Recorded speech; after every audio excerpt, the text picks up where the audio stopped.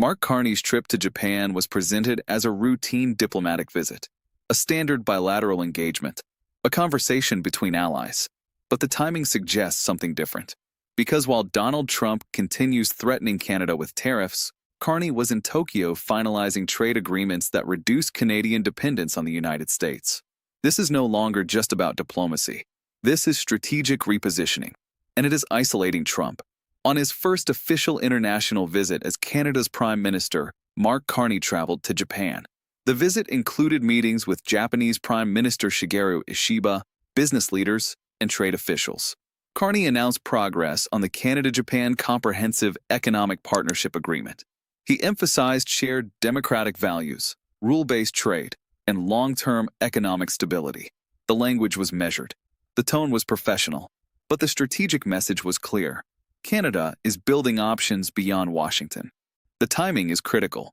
Trump has spent months threatening Canada with tariffs on steel, aluminum, and automotive goods. He has publicly attacked Canadian trade policy. He has demanded unilateral concessions. He has framed the relationship as adversarial. Yet instead of yielding, Carney went to Asia. Instead of negotiating under pressure, he diversified. Instead of reacting defensively, he strengthened alternatives.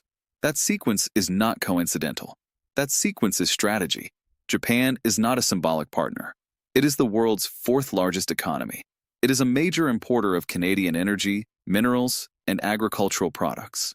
It is a leader in advanced manufacturing and technology. And critically, Japan shares Canada's concern about economic coercion. Tokyo has faced similar pressure from Washington. It understands the risk of overdependence on a single trading partner. That shared concern creates alignment, and alignment creates leverage. Carney's announcement in Japan focused on expanding trade in critical minerals, clean energy technology, and advanced manufacturing. These are not abstract sectors. These are areas where Canada holds structural advantages and where Japan needs reliable supply chains. Canada produces lithium, cobalt, and rare earth elements essential for batteries and electronics. Japan needs those materials to sustain its automotive and tech industries. The mutual benefit is concrete, the economic logic is sound, and the strategic implication is undeniable. Canada is offering Japan what Trump cannot: stability. The scale of this opportunity is substantial. Global demand for lithium alone is projected to increase nearly fivefold by 2030 as electric vehicle production accelerates. Japan is investing heavily in battery technology and needs secure access to these materials. Canada's mining sector is stable, transparent, and governed by enforceable regulations. That predictability matters. Supply chain disruptions cost billions. Political volatility creates risk. By contrast, Canada offers long-term contracts backed by institutional credibility. That is not rhetoric. That is competitive advantage. While Trump threatens disruption, Carney offers predictability. While Trump demands concessions, Carney proposes partnership. While Trump weaponizes trade, Carney institutionalizes it. That contrast is not accidental. It is deliberate, and it is effective, because businesses do not invest based on threats. They invest based on confidence. And right now, Canada is projecting confidence while the United States projects volatility. The Canada-Japan partnership also carries symbolic weight. Japan is a key U.S. ally in the Indo-Pacific. It coordinates with Washington on security, trade, and regional strategy. Yet here is Japan deepening economic ties with Canada at the exact moment when Trump is pressuring Ottawa. That sends a message. It tells the world that even America's closest allies are hedging against Washington's unpredictability.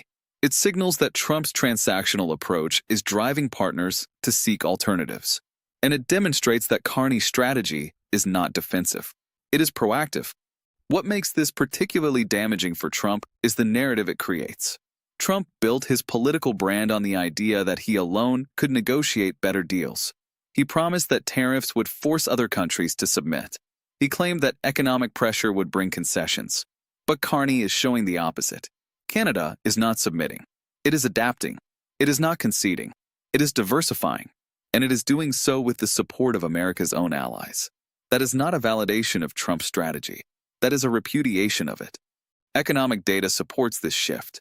Canadian exports to Asia-Pacific markets have grown steadily over the past decade. Trade with Japan alone exceeded $20 billion annually before Carney's visit. The new agreements announced in Tokyo are expected to increase that figure significantly. Meanwhile, Canadian dependence on the United States, while still substantial, has been declining as a share of total trade. Diversification is not theoretical. It is measurable, and it is accelerating. Trump's response to Carney's Japan visit was notable for what it was not. There was no immediate retaliation, no angry social media post, no public threat. That absence is itself revealing. Because Trump typically responds quickly to perceived slights. He reacts to criticism. He escalates when challenged. Yet Carney's strategic pivot to Asia produced silence from Washington. That silence suggests recognition. Perhaps Trump understands that attacking Canada for building trade relationships with American allies would expose the weakness of his own position. Perhaps his advisors warned against making the isolation more obvious. Either way, the lack of response confirms what the trip demonstrated. Carney is operating from a position of strength. The mechanics of how this undermines Trump are worth examining. Every successful Canadian diversification effort reduces the effectiveness of future American pressure. If Canada can absorb potential tariff impacts by redirecting trade flows to Asia and Europe, then tariff threats lose their coercive power. Trump's entire negotiating position depends on Canada needing American market access more than America needs Canadian resources. But if that asymmetry diminishes, so does Trump's leverage. Carney is not just building alternative markets. He is systematically dismantling the foundations of Trump's negotiating strategy. Carney's approach in Japan also contrasts sharply with Trump's style. Where Trump issues threats on social media, Carney engages in multilateral diplomacy. Where Trump attacks allies publicly, Carney builds coalitions quietly. Where Trump demands immediate results, Carney invests in long-term relationships. That difference matters because international trade is not a zero-sum game decided by the loudest voice. It is a network of agreements built on trust, consistency, and mutual benefit. And on those metrics, Carney is outperforming Trump. Republican voices in the United States are beginning to notice. Business leaders who depend on cross-border supply chains are questioning the wisdom of alienating Canada. Trade experts are warning that tariff threats push allies toward competitors. Even some conservative lawmakers have expressed concern that Trump's approach is damaging America's strategic position. That internal questioning weakens Trump politically. It creates fractures in his base, and it gives Carney more room to maneuver. Carney's strategy does not require confrontation. It requires patience. He does not need to respond to every Trump threat. He simply needs to continue building alternatives. Every new trade agreement with Asia reduces American leverage. Every successful diplomatic visit strengthens Canada's credibility. Every calm, professional statement contrasts with Trump's volatility. Carney is not fighting Trump directly. He is making Trump irrelevant. This is where the damage compounds. Trump framed his tariff threats as strength. He claimed they would force Canada to negotiate from weakness. But if those threats drive Canada to secure better terms with Japan, Europe, and other partners, then the threats backfire. They do not create leverage. They create isolation. And isolation undermines the very dominance Trump sought to project. The strategic implications extend beyond trade. Canada's partnership with Japan strengthens its position in multilateral forums. It reinforces the rules-based international order that Trump has repeatedly undermined. It demonstrates that middle powers can coordinate effectively without Washington's approval. And it shows that principled diplomacy can achieve outcomes that threats cannot.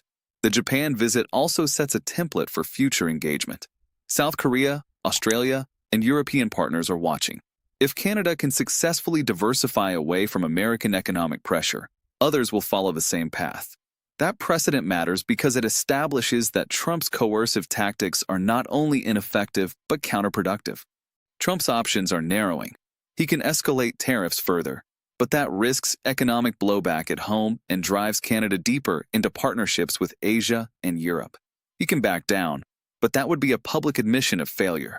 Or he can continue threatening without acting, which erodes credibility. None of these options strengthen his position. All of them validate Carney's approach. Mark Carney's visit to Japan was not dramatic. There were no confrontations, no heated press conferences, no social media battles, just steady, strategic diplomacy. And that is precisely why it works. Because while Trump seeks attention, Carney builds infrastructure. While Trump demands submission, Carney earns partnerships. While Trump isolates America, Carney integrates Canada. This episode reveals a fundamental truth about power. Loud threats can dominate headlines, but quiet strategy wins outcomes. Trump attempted to pressure Canada into concessions. Instead, he pushed Canada into alliances that reduce American influence. He attempted to assert dominance. Instead, he demonstrated limits. He attempted to isolate Canada. Instead, he isolated himself. If you value strategic analysis over political theater, subscribe to Canada Today. We track power, influence, and consequences, because sometimes the most important moves are the ones made without noise.